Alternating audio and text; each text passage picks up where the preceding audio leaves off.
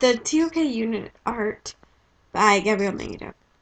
The real-life situation involves Bob Dylan, and where he challenged the idea that all art, and especially his music, needed to have a real meaning and a real message. And even though before that he had gotten his start by singing songs as means to provide for his family, and he suddenly found himself as portrayed as the voice of the generation, and that overwhelmed him significantly. And eventually, at a press conference later on, he was asked what his real message was, and he simply replied, "Keep a good head and always carry a light bulb." So he wanted to not be seen as the way that somebody that they'd always portrayed him. And the knowledge issue that comes from that is, what is the divide between the belief that art always has or needs a message, and that it can possibly be absent of a message as well. Appreciation and identification of art is a relative subject. Those who strive to find deeper meanings behind anything on occasion will simply be grasping at straws. Marcel Duchamp, in 1970, as a famous Dadaism anti-art movement, submitted a piece called The Fountain, which was a urinal. And all art that was submitted would be displayed in this art show, but the committee of the art show ended up removing it and saying that it was not actually art.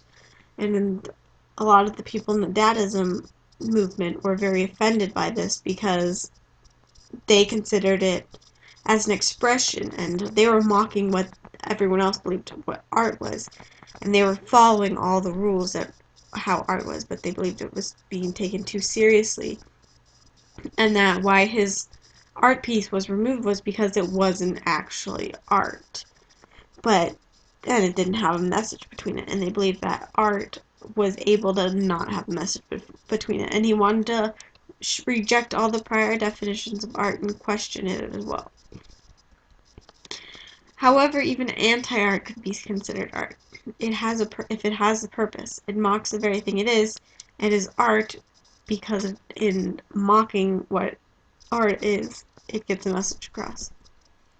Stuckism is an international art movement that contradicts the idea of anti-art. To justify anti-art, there must be an existence of art, is one of the main rules of Stuckism. They believe that in something called anti-art, and they see that Duchamp's piece as a protest against the thinking of the society, and that in its satirical stance it actually has a message. So even though it mocks the very thing it is art. My personal example is, at one point I have a friend who was in the art diploma program, and I was helping her decide what her next art piece would be about.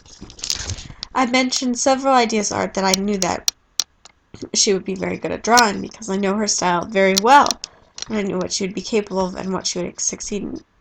And she basically shot down every single one of my ideas, because even though she liked them and agreed with what I had to say, she said that they would not help her pass and get the grades that she wanted in art.